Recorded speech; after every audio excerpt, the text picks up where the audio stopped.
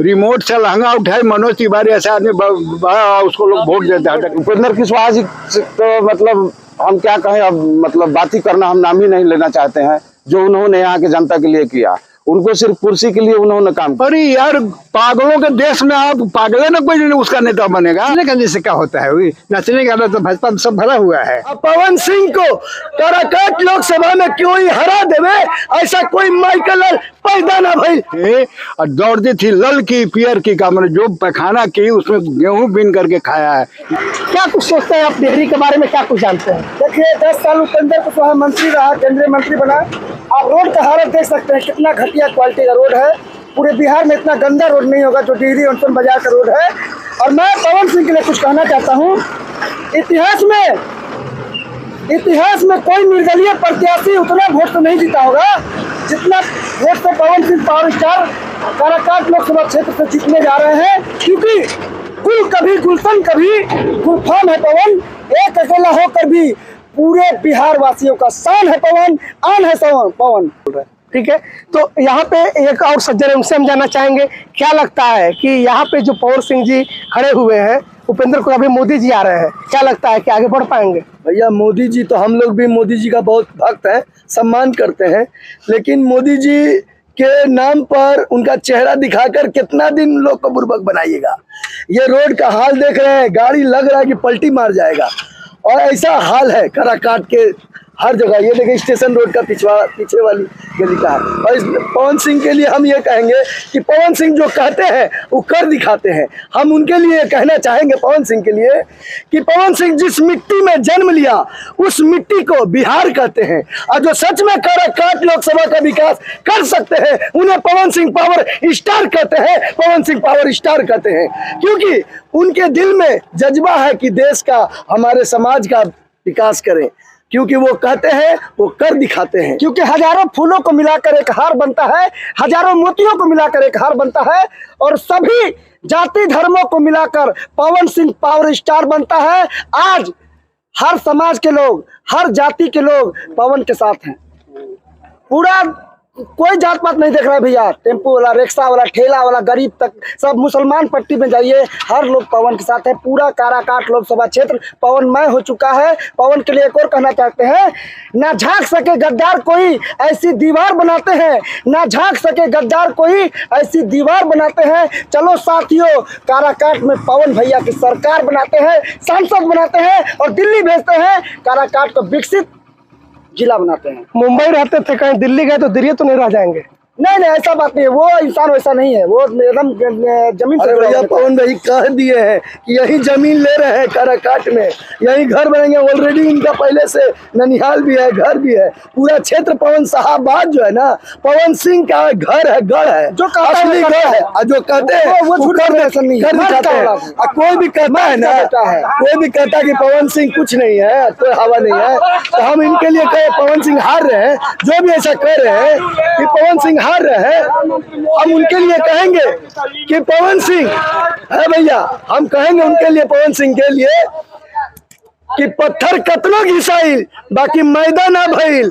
अब पवन सिंह को काराकाट लोकसभा में क्यों ही हरा देवे, ऐसा कोई माइकल पैदा ना भइल। उनके सम्मान में बोलते हैं, हम लोग फैन है पवन सिंह का। कि अभी मोदी जी आ रहे हैं, क्या लग रहा है? हमको क्या लग रहा है, इसका मतलब है हमको वोट देने जाना है, वोट देने जाना है, जिसको देना हम देंगे। मोदी जी को देखे थोड़ा जाएंगे। क्या नहीं, क्या लग रहा है पीएम कौन, इस बार का चेहरा कौन पीएम का? पीएम जो ज्यादा एमपी आएगा वो नहीं, ज्यादा एमपी आएगा वो पीएम बनेगा। पीएम का फिक्स है। अच्छा, इस बार निर्दलीय के रूप में पवन सिंह जो सिंगर है वो भी आए हैं। कोई हो उससे मतलब नहीं है, हमारा निर्दलीय से दलीय से मतलब नहीं है। मोदी ने जितना इस देश का चरित्र को खराब किया है, विकल्प में कौन? अरे नेहरू के बाद कौन नहीं हुआ? कहाँ की बात आप कर रहे हैं? नेहरू के बाद यही सवाल उठता कि नेहरू के बाद कौन? किसको देखना चाहती है फिर? जो आएगा, जो संघर्ष करके मेजॉरिटी होगा आएगा, वो अपना काबिलियत दिखाएगा। ये काबिलियत अभी कोई चेहरा नहीं दिखाई दे रहा। क्यों नहीं चेहरा दिखाई दे रहा है? फिर बहुत से नाम है, ममता बनर्जी है, राहुल गांधी है, तेजस्वी यादव है, अखिलेश यादव है, जिसको मिलेगा मौका वो दिखाएगा। बिल्कुल बिल्कुल। चाचा क्या मानते हैं आप कि बंद तो हुआ ही, इस बार आपको पवन सिंह जी भी मैदान में उतरे हुए हैं, जैसा कि लोग कह रहे हैं कि निर्दलीय है, तो क्या लगता है कि यहाँ से कितना उनको? अरे जो फोटो है भाजपा का था वही से पवन कुमार ले रहे हैं। अच्छा वही ले रहे हैं। हाँ लोग कह रहे हैं कि नाचने गाने वाले हैं, नहीं सकते। नाचने गाने से क्या होता है, वही नाचने गाना तो भाजपा में सब भरा हुआ है। कौन पार्टी में नहीं है? मनोज तिवारी क्या है, नाच नहीं गाने वाले ना है? वो कौन साफ सुथरा को रहा? क्या बोले? रिमोट से लहंगा उठाए मनोज तिवारी ऐसा आदमी उसको लोग वोट देते हैं, तो क्या करेंगे? पवन सिंह को भी मिलेगा यहाँ? अरे उसको हमारे ऐसा व्यक्ति कभी नहीं देगा, उसको मुंह पर थूक देगा। किसको? पवन सिंह को? हाँ, वो वैसे करेक्टर के आदमी को, पवन सिंह पर नहीं, इस करेक्टर के आदमी को जिसने कभी संघर्ष किया नहीं लोगों के लिए। गरीब, आपने गरीबी नहीं देखा, आप पैंट शर्ट में, मैंने वो गरीबी देखी है कि हम लोग का गाय सब चरती थी और चरवाही रहती थी और दौड़ती थी लल की पियर की का, मैंने जो पैखाना की उसमें गेहूं बीन करके खाया है यह देश। कह देता है कि कांग्रेस ने कुछ नहीं किया। अच्छा वोट देने जाएंगे? उसके हमको वोट देवे करेंगे, वोट देने जाएंगे। जब ईवीएम का जब बटन दबेगा तो माइंड में क्या विचार रहेंगे आपके? माइंड में क्या? सरकार को बदल देने के। सरकार को बदल देना है। सरकार को बदलाव की ओर क्यों, क्या लगता है? क्यों नहीं, सरकार जैसा काम करते सबके सामने है। मोदी जी 10 साल से है ना, 10 साल से है ना, रेलवे का जमीन है ना, रेलवे का जमीन है ना, ये क्या किया? ये रेलवे का जमीन है। अरे वो लालू का लिया हुआ, लालू ने इस जमीन को लिया था। और ये सरकारी जमीन है। इस सरकारी जमीन पर कोई कदम क्यों नहीं उठाए वो बनाने के लिए? बहुत बड़े आदमी है। हाँ जी, इस शहर की सबसे बड़ी समस्या, 5 साल से ओवर ब्रिज खराब है, टूटा हुआ है। सारा शहर जो है धूल से भर गया, सारे बालू वाले ट्रक इधर से जा रहे हैं। 5 साल में मोदी को नजर नहीं आया कि इसको बनवा दें। रिपेयर कर रहा है मात्र, और वो भी खराब है। अरे आप जाइए नहीं इधर, देखिए ट्रक आपको वो नजर रखा तो बड़ी विकास है। अरे चलो 5 साल से खराब है, इसको कौन बनवाएगा? लवन सिंह बनवाएंगे। सही बात, बिल्कुल बिल्कुल सही बात। जनता कहीं ना कहीं अपना मांग करेगी। डिहरी का मुद्दा क्या रहेगा? मुद्दा अभी कुछ नहीं है, कुछ मुद्दा नहीं है ना। सरकार बदलो एक मुद्दा है कि सरकार जब से आया और चौपट कर दिया है, इसलिए सरकार बदलो, पहला मुद्दा यही। बिल्कुल बिल्कुल, कहीं ना कहीं यहाँ पे लोगों के अंदर गुस्सा भी है सरकार के प्रति, क्योंकि यहाँ के प्रति नहीं, मोदी के प्रति, मोदी के प्रति बहुत। मोदी का ही तो सरकार है, मोदी की सरकार है, वो तो सरकार को भी हटा देता है। मोदी की गारंटी, सरकार की गारंटी नहीं बोलता। ये कहाँ जा रहा है देश? मोदी की गारंटी बोलता है, सरकार की गारंटी कभी नहीं बोलता, कहीं नहीं बोलता है। ये देश कहाँ जा रहा है? अच्छा, लोग कह रहे हैं ना कि अगर भाजपा जीतती है तो प्रधानमंत्री चेहरा बनेंगे प्रधानमंत्री का, लेकिन महागठबंधन जीतता है तो भ्रमित करने का ये भ्रमित करने का। भाजपा में सिर्फ एक है, इसमें कई एक है। भाजपा में प्रधानमंत्री का कैंडिडेट एक है, मोदी के अलावा किसी के नाम सुने हैं? नहीं।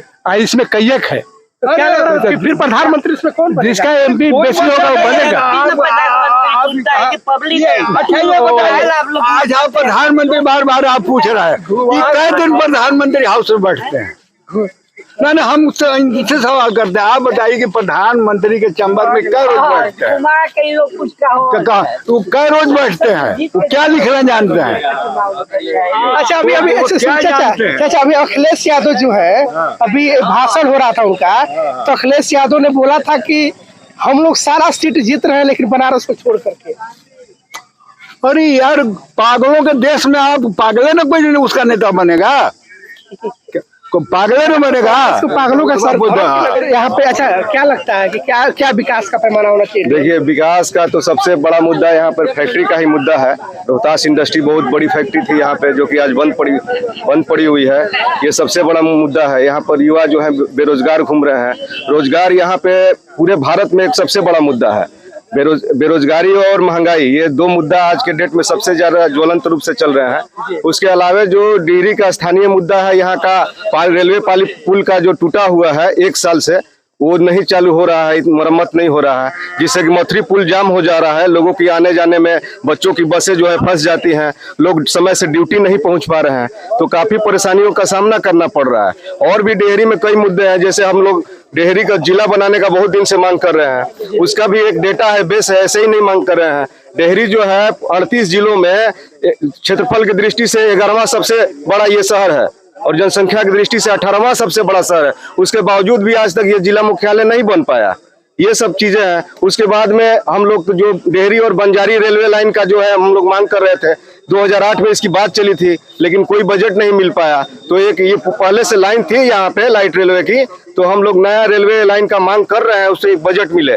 ये सब चीजों के लिए हम लोग मांग कर रहे हैं। यहाँ पर केंद्रीय विद्यालय हो, मेडिकल कॉलेज हो, इंजीनियरिंग कॉलेज हो, ताकि यहाँ के बच्चे पढ़े। और यहाँ पर जो सबसे बड़ा एक और ज्वलंत मुद्दा है, यहाँ पे हम लोग डेहरी ऑन सोन एक बहुत ही गया और मुगल सराय के बीच में बहुत ही ज्यादा राजस्व और फुटफॉल देने वाला स्टेशन है। उसके बावजूद कम स्टेशन वाले को जो है ट्रेनों का ठहराव दिया जाता है और अन्य सुविधाएं दी जाती हैं। हमारे रूट से जाने वाली एकमात्र वंदे भारत ट्रेन की जो है स्टॉपेज यहाँ पे नहीं दिया गया। तो हम लोग मांग करते हैं इस प्रकार की सभी ट्रेनों का ठहराव यहाँ पे राजस्व के आधार पे दिया जाए और डेयरी क्षेत्र को विकसित किया जाए। हम लोग ये मांग करते हैं। बिल्कुल विशेष रूप से बात करना चाहेंगे, क्योंकि हम लोग डालमिया इंडस्ट्रीज को लेकर यहाँ पर रिपोर्ट कवर करने आए हैं। तो निश्चित रूप से आप जिस प्रांगण में खड़े हैं, अगर इसका पुनरुद्धार होता है तो क्या कुछ लगता है कि क्या परिवर्तन हो जाएगा? देखिए, कभी ये शहर जो था टाटा और बोकारो जैसे शहर को फेल कर रहा था, लेकिन आज की डेट में ये मृतप्राय बना हुआ है। तो अगर ये चालू हो जाता है तो ये तो सोने पे सुहागा हो जाएगा। डेहरी और आसपास के जितने भी जिले हैं, बिहार के आसपास के जितने भी स्टेट हैं, उन लोग जगहों से भी युवाओं को यहाँ पे रोजगार मिल जाएगा। बहुत भारी मात्रा में रोजगार मिलेगा। बहुत बड़ा फैक्ट्री है, 11 इकाई में यहाँ पर प्लांट चलता था। बहुत सारी फैक्ट्रियां इसमें थी, बहुत हजारों लोगों को रोजगार मिला हुआ था। बहुत संभावनाएं हैं, सिर्फ थोड़ी सी पहल करने की जरूरत है इसमें। और जैसा कि दादा ने भी बताया कि परिवारवाद के चलते यह इंडस्ट्री जो है, परिवार में बंटवारा के चलते इंडस्ट्री का खात्मा हो गया। उसके अलावा ऐसा कहा जाता है कि यहाँ के जो नेता हैं, उनके चलते भी ये इंडस्ट्री का खात्मा हुआ। यहाँ की जो जनता थी, उसके चलते भी इस इंडस्ट्री का खात्मा हो गया। इस पर आप क्या कहना चाहेंगे? बिल्कुल, भूले ताही विसार के आगे की सुध लें। जिसकी भी गलती रही है, चाहे नेताओं की गलती रही है, चाहे जनता की गलती रही है, तो हम लोग उसको एक्सेप्ट कर रहे हैं ना। हम लोग मांग कर रहे हैं कि फिर से चालू किया जाए। सारे युवाओं की मांग है, सारे लोगों की मांग है। बिल्कुल। अभी यहाँ पे एक सज्जन है, उनसे हम जानना चाहेंगे कि क्या लगता है कि डेहरी का इस समय क्या स्थिति है और क्या यहाँ पे विकास के कार्य होने चाहिए? सबसे पहले वंदे भारत को मैं बहुत साधुवाद देता हूँ कि आप यहाँ की समस्याओं को समझने के लिए आपने बेशकीमती समय निकाला। इसके माध्यम से मैं यहाँ की समस्याओं से अवगत कराऊंगा। यहाँ की समस्याओं पर कोई बात नहीं करता है, सब कोई अलग अलग ढिंढोरा पीट रहा है। हमारे माननीय प्रधानमंत्री जी ने 2014 में आश्वासन देकर गए कि डालमिया नगर फैक्ट्री को हम चालू कराएंगे, लेकिन आज 2024 हो गया, तीसरा चुनाव हो रहा है। यहाँ झांकने तक नहीं आए और उस पर कोई कार्य नहीं हुआ। यहाँ तक कि यहाँ पर 125 करोड़ में रेलवे ने इस फैक्ट्री को लिया था और 90 करोड़ में माननीय मोदी जी के कमांड में इसको 90 करोड़ में बेच दिया गया और 90 करोड़ में से 1000 रुपया मात्र कार्यालय को चलाने के लिए दिया गया। इससे मतलब शर्मिंदा और कुछ नहीं हो सकता है। कम से कम 90 करोड़ भी दे के यहाँ के जीर्णोजिहाद किए होते तो एक दिल में आशा की किरण बनती यहाँ के जनता के अंदर। तो अभी फिर आज भी मोदी जी आने वाले हैं, फिर आश्वासन देंगे और दे के चले जाएंगे। जब इस तरह की बेशर्मी होगी, एक प्रधानमंत्री को इस तरह से मतलब उदासीनता होना और बात पर वैल्यूएबल नहीं होना, तो जनता में तो आक्रोश है। तो फिर विकल्प में कौन? विकल्प देखिए, हम नहीं कर सकते, तो जनता जनार्दन है। हम किसी पार्टी के प्रवक्ता नहीं हैं। हम यहाँ की समस्याओं को अवगत कराएंगे। आज सारे नौजवान यहाँ आते हैं। यहाँ के ना इंडस्ट्रियल सेक्टर पर बात होता है, ना फैक्ट्री खोलने का बात होता है, ना यहाँ हेरिटेज डेवलपमेंट करने का बात होता है। कोई पार्टियां नहीं कर रही हैं। आज तक हम लोग पार्टियों को वोट देते ही आ रहे हैं। किसी ना किसी पार्टी को हर कोई वोट देता है। लेकिन हर पार्टी से लोग आहत हैं। आज भी मजबूरी में वोट देंगे, किसी न किसी को तो देंगे, कोई निर्दलीय देगा, कोई दलीय देगा, वोट तो देगा। लेकिन समस्या है कि हमारे भी खड़े हुए हैं चुनाव में। एक मिनट, पवन सिंह की बात करेंगे। पवन सिंह नौजवान है, हम जितने पवन सिंह के ही क्यों, जितने चुनाव क्षेत्र में है, जितने इस लोकतंत्र की रक्षा के लिए लोग खड़े हैं चुनाव में, हम सबका सम्मान करते हैं। यहाँ की जनता सबका सम्मान करती है। हम टीम डेहरियंस के तरफ से भी सारे लोगों को जो चुनाव में खड़े हैं सबका सम्मान करते हैं। पवन सिंह नौजवान है और जनता से जो बनेगा वो करेगी। क्या लगता है त्रिकोणीय यहाँ पे समीकरण देखा जा रहा है, आप मानते हैं त्रिकोणीय समीकरण? देखिए, जो यहाँ के समस्याओं पर बात करेगा वो एक कोणीय हो जाएगा। कौन बात अभी करते हुए नजर आ रहा है, क्योंकि मात्र 4 दिन बाद ही चुनाव है? देखिए, हमने सारे पार्टियों को एजेंडा अपना दिया, जी। चाहे हेरिटेज डेवलपमेंट का हो, या रॉ मटेरियल यूटिलाइज का हो, मैन्युफैक्चरिंग सेक्टर हो, या इंडस्ट्रियल सेक्टर हो, या यहाँ के एग्रीकल्चर सेक्टर हो, हर किसी पर हमने डीपली, या मास्टर प्लान रिंग रोड का हो, सोन मैरीन ड्राइव का हो, सारे प्लान सभी नेताओं को हमने दिया। लेकिन पवन सिंह ने अपने मैनिफेस्टो में हमारा 80% प्लान को डाला है, अभी बोल नहीं रहे हो। राजा राम सिंह भी अभी मैनिफेस्टो उनका देखा नहीं है। उपेंद्र कुशवाहा जी तो फेलियर हैं। उपेंद्र कुशवाहा जी तो मतलब हम क्या कहें, अब मतलब बात ही करना, हम नाम ही नहीं लेना चाहते हैं। जो उन्होंने यहाँ के जनता के लिए किया, उनको सिर्फ कुर्सी के लिए उन्होंने काम किया। जनता की सारी उम्मीदों और अपेक्षाओं को उन्होंने दरकिनार कर दिया। और हम पार्टी विशेष पर ज्यादा बात करना नहीं चाहेंगे। हम मोदी जी से एक लाइन में कि जो डेहरी के विकास की बात करेगा, यहाँ कोर्ट उसके साथ है, जनता उसके साथ होगी। विकास की बात कोई नहीं कर रहा है आज के डेट में। जनता चाहती है कि हमारी समस्याओं की बात करें, हमारे इंडस्ट्रियल सेक्टर को डेवलप का बात करें, हमारे को वादा दे कि हम फैक्ट्री को चालू कराएंगे, हम यहाँ हेरिटेज डेवलप कराएंगे, मास्टर प्लान से। अच्छा, एक बात और मैं इम्पोर्टेंट बता दूं, मोदी जी 2014 में जब आए थे यहाँ, तो उन्होंने बोला कि हम स्मार्ट सिटी बनाएंगे। स्मार्ट सिटी में मैं बोलता हूं कि हिंदुस्तान ही नहीं, एशिया के टॉप लेवल पर डालमिया नगर, इसको स्मार्ट सिटी बनाने में ज्यादा टाइम नहीं लगता, क्योंकि हर चीज सेटअप है। थोड़ा सा इसमें पुशअप करना था। आज तक इसका नाम स्मार्ट सिटी में नहीं आया। मैं पूछता हूँ, स्मार्ट सिटी का प्लान कहाँ गया? क्या लगता है ये जो इंडस्ट्री के खंडहर को देखकर जी कितना दुख होता है, अंदर से कितनी गहराई दुख होता है?